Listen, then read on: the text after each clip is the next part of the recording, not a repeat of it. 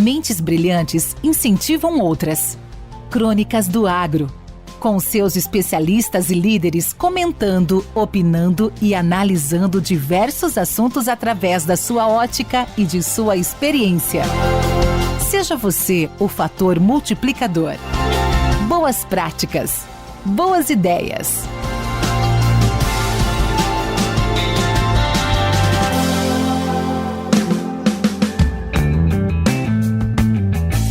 Olá pessoal, é Francisco Nogara Neto para a Academia do Agro.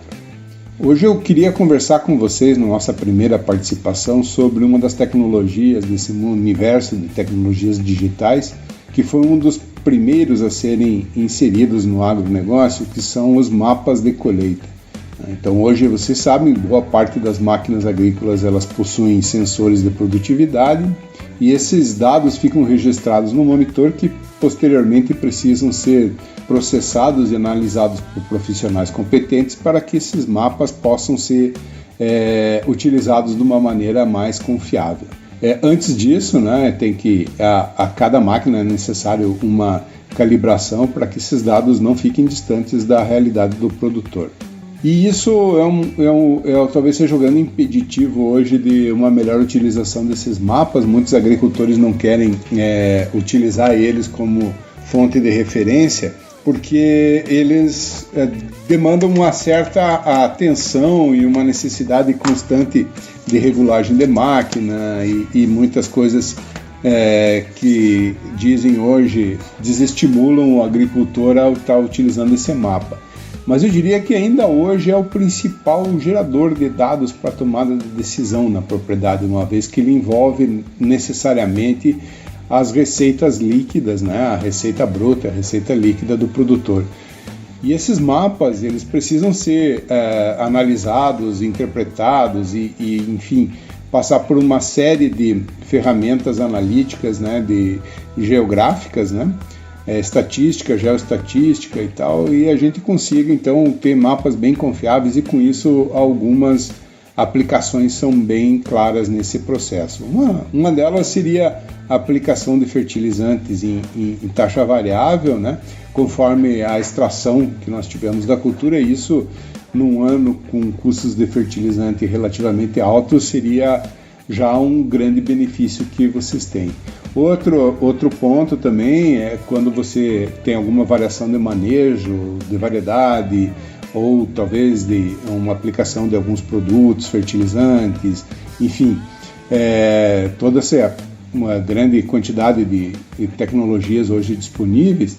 Então seria você avaliar se essas tecnologias foram efetivamente eficazes ou não, se elas te proporcionaram algum aumento de receita. Mas eu queria hoje focar muito mais no mapa que eu gosto muito, que se chama receita líquida por área. Esse mapa de receita líquida por área é um mapa que ele nos leva a várias considerações administrativas da propriedade, e eu posso garantir para vocês que todo produtor que vê um mapa de receita líquida por área nunca mais sai daquela sala igual a quando entrou. Por que eu falo isso? A gente tem vários casos aqui que tem processado, analisado essas ferramentas, Essa ferramenta processado, analisado esses dados e gerado esses mapas.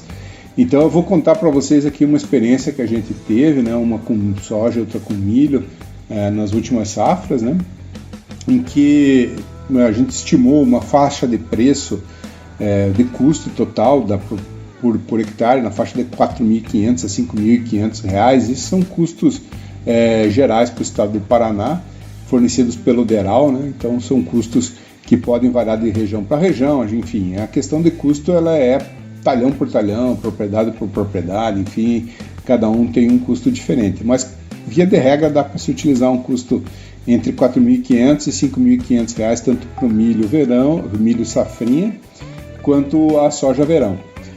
E aí, quando você chega nessa situação, você observa que é muito comum dentro dessas áreas de produção, no talhão, que você tenha diferenças bem significativas. No meu caso aqui, eu consegui, por exemplo, na soja, diferenças de 60 a 100 sacas de soja por hectare dentro do mesmo talhão, né? Então isso são os dois extremos, né?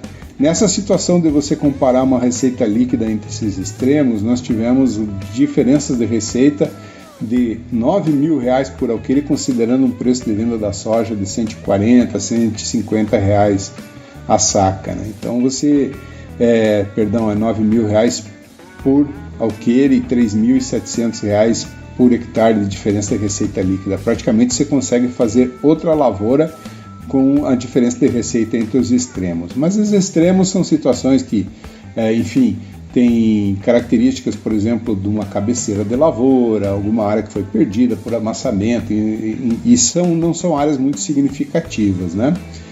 Mas, considerando participações, por exemplo, acima de 10%, 15% do total da área do talhão, é comum da gente ter diferença de receita de mais de R$1.500 por hectare dentro da mesma área. E hoje, se você considerar R$1.500, é uma diferença bastante significativa de receita, o que leva o agricultor a pensar que a receita dele pode ser aumentada não somente pelo aumento da área plantada, e sim pelo melhor aproveitamento das áreas hoje disponíveis. Então essa é uma questão que leva a gente a algumas conclusões bastante curiosas, né? A primeira delas é essa, né? Que a gente pode obter uma receita líquida maior dentro de um talhão, adequando e ajustando as tecnologias e conhecendo a variabilidade da produção de uma maneira melhor.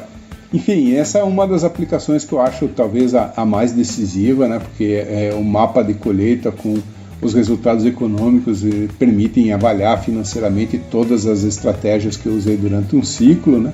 Mas a primeira delas é essa reflexão que eu convidaria vocês a fazerem, que é essa questão: será que eu preciso realmente expandir minha área plantada? Será que eu não consigo aumentar minha receita por meio de um melhor aproveitamento hoje dos recursos disponíveis? Fica aí a pergunta. Obrigado, pessoal. Francisco Nogara Neto, diretor do AgroEvox para a Academia do Agro. Com temas expressivos e dinâmicos, esse intercâmbio semanal visa oferecer um melhor desenvolvimento em suas habilidades profissionais e nas atividades e práticas do seu cotidiano. Somos da Academia do Agro, o podcast para todos aqueles apaixonados pelo agronegócio. Te aguardamos no próximo episódio. Até lá!